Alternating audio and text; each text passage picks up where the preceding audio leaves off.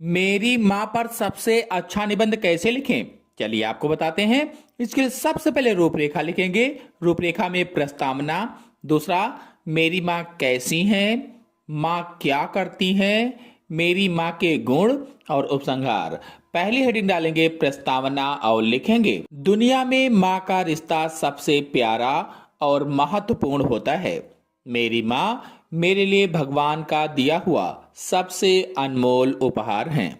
वह बहुत दयालु, प्यारी और अच्छी हैं। माँ के बिना मैं अपने जीवन की कल्पना भी नहीं कर सकता हूँ। फिर अगली हेडिंग डालेंगे मेरी माँ कैसी हैं। तो मेरी माँ का नाम सीता है। यहाँ पर आप अपनी माँ का नाम डाल सकते हैं। वह सुबह जल्दी उठती हैं और सारा दिन काम करती हैं। वह दिखने में सुंदर हैं और हमेशा मुस्कुराती रहती हैं। उनका स्वभाव बहुत शांत है।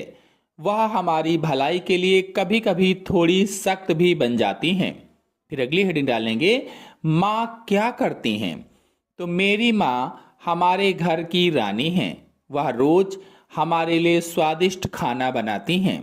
वह घर को साफ सुथरा रखती हैं। वह मुझे स्कूल के लिए तैयार करती हैं और मेरे होमवर्क में मेरी मदद करती हैं।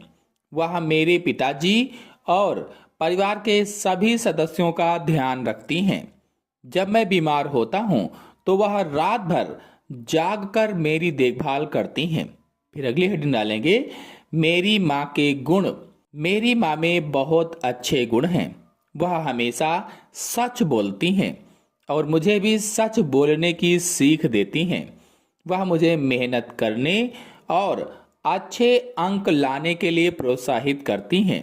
वह दूसरों की मदद करने में विश्वास रखती हैं। वह मेरी सबसे अच्छी दोस्त भी हैं, जिनसे मैं अपनी हर बात साझा करता हूँ।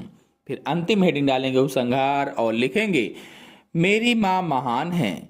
मैं उनसे बहुत प्यार करता हूँ और उनका आदर करता हूँ। मेरी कामना है कि वह हमेशा स्वस्थ और खुश रहें। मैं बड़ा होकर उन्हें गर्व महसूस कराना चाहता हूँ। माँ, तुम मेरी दुनिया हो। इसी के साथ आप सभी लोगों को धन्यवाद।